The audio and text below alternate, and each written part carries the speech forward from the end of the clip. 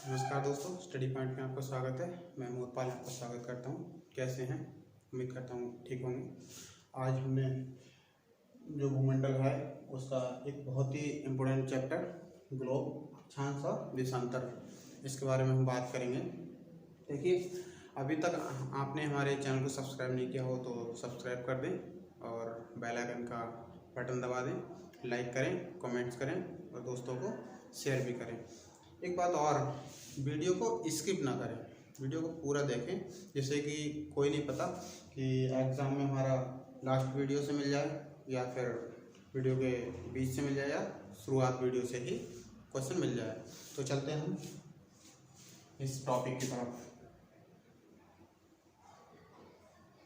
पृथ्वी के विभिन्न भागों या पृथ्वी के किसी भी भाग का जो अध्ययन किया जाता है वो हम ग्लोब के माध्यम से करते हैं। पृथ्वी को और जो ग्लोब में जो रेखाएं हैं वो अक्षांश और देशांतर रेखाओं से हम जानकारी लेते हैं। तो इन्हीं रेखाओं के बारे में हम बात करेंगे। यहाँ पे ये जो रेखा है जो ग्लोब को जो दो भागों में विभाजित करती है उसको हम 0 डिग्री रेखा बोलते हैं। इसको हम विषुवत रेखा भी बोलते हैं, विषुवत रेखा या इक्वेटर या फिर भूमध्य रेखा। ये पृथ्वी को दो हिस्सों में बांटती है, उत्तरी गोलार्ध और दक्षिणी गोलार्ध, साउथ पोल, नॉर्थ पोल। ठीक है। अब ये अक्षांश रेखा है क्या? अक्षांश रेखा पूरब से पश्चिम की ओर खींचे जाने वाली काल्पनिक रेखा होती है जो विषुवत रेखा के समानांतर उत्तर और दक्षिणी पोल पर चलती है। ये इस प्रकार से खींची जाती है। ये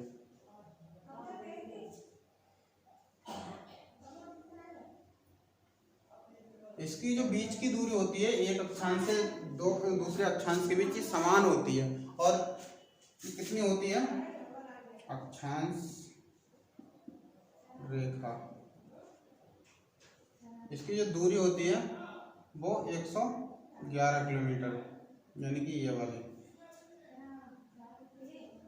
इसको बोलते क्या है? इसको हम बोलते हैं जोन। एक अक्षांश से दूसरे अक्षांश के जो क्षेत्र होता है उसको हम जोन के नाम से जानते हैं।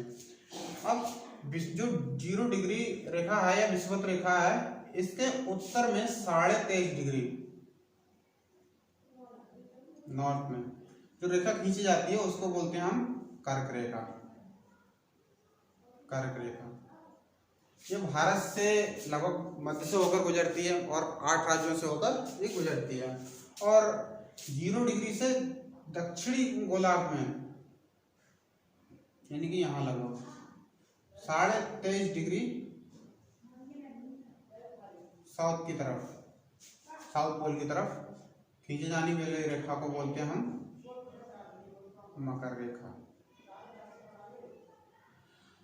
और 66.5 डिग्री दक्षिण पोल पर खींचे जाने वाली रेखा, पोल की तरफ खींचे जाने वाली रेखा को क्या बोलते हैं हम? अंटार्कटिक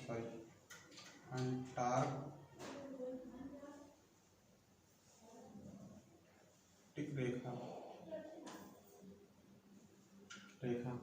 और 0 डिग्री से उत्तर की साइड में, उत्तर पोल की तरफ 66.5 डिग्री नॉर्थ की तरफ खींची जाने वाली रेखा को बोलते हैं आर्कटिक रेखा। ये जो अक्षांश रेखा है ये वास्तव में पृथ्वी के तापमान, जलवायु को प्रदर्शित करती है। और 0 डिग्री से साउथ पोल तक 90 रेखाएं खींची जाती हैं और 0 डिग्री से नॉर्थ पोल तक 90 रेखाएं खींची जाती हैं। तो कुल कितनी रेखा हो जाती है? 90 + 90 + 1 बराबर 180। अगर क्वेश्चन आ जाए तो ये ग्लोब पर जो अक्षांश रेखाओं की संख्या है वो कितनी है? 180। ठीक है। अब चलते हैं देशांतर रेखाओं के बारे में। देशांतर रेखा नॉर्थ पोल को साउथ पोल से मिलाने वाली रेखा, काल्पनिक रेखा जो होती है उसको हम देशांतर रेखा बोलते हैं। इस प्रकार से खींची जाने वाली रेखा ये, इनकी दूरी समान नहीं होती है, इनकी दूरी जो है वो समान नहीं होती है। वो जो विषुवत रेखा पे है, सबसे अधिकतम दूरी विषुवत रेखा पे एक देशांतर से दूसरे देशांतर के बीच में जो दूरी होती है वो 111.32 किलोमीटर। और इस एक देशांतर से दूसरे देशांतर के बीच का जो क्षेत्र होता है उसको बोलते हैं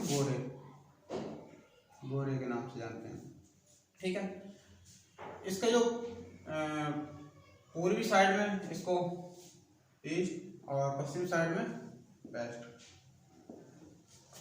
एक देशांतर से, ये हमारी 0 डिग्री जो देशांतर है वो वास्तव में समय या और जो 180 है वो तिथि, अंतर्राष्ट्रीय तिथि रेखा बोला जाता है। 0 डिग्री देशांतर से पूरब की तरफ चलेंगे तो हमारा 4 मिनट का अंतर आएगा, यानी 4 मिनट बढ़ जाएगा।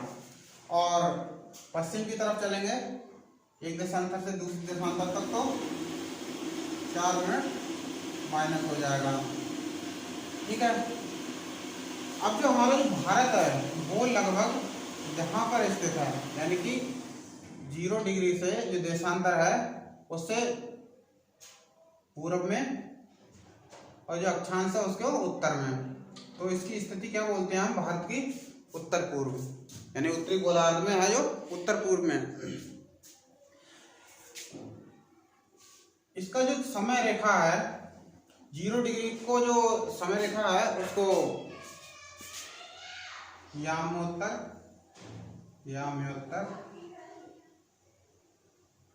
समय रेखा भी बोलते हैं, समय रेखा, और या फिर ग्रीनविच मीन टाइम भी बोलते हैं इसको।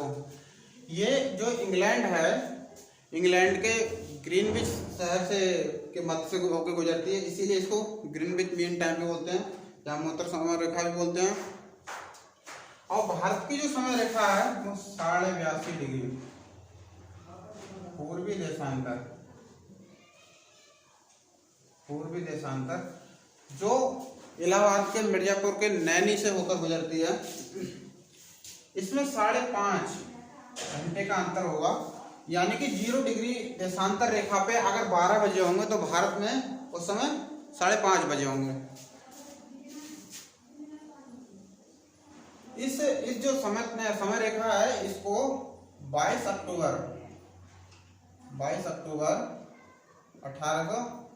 1884 को तो वाशिंगटन में एक सम्मेलन हुआ था, उसमें निर्धारित किया गया था कि 0 डिग्री को तो समय रेखा बोलेंगे, और 180 डिग्री जो देशांतर रेखा है उसको हम अंतर्राष्ट्रीय तिथि रेखा, 180 डिग्री देशांतर को अंतर्राष्ट्रीय तिथि रेखा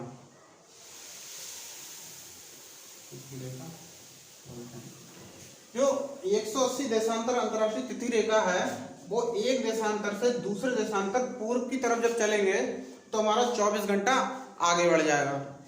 यानी कह सकते हैं कि अगर हम 180 डिग्री पर हम सोमवार को चलते हैं और दूसरे जो देशांतर रेखा पर जब चलेंगे तो हमें क्या मिलेगा, मंगल, और इससे पीछे चलेंगे तो हमारा 24 घंटे कम हो जाएगा।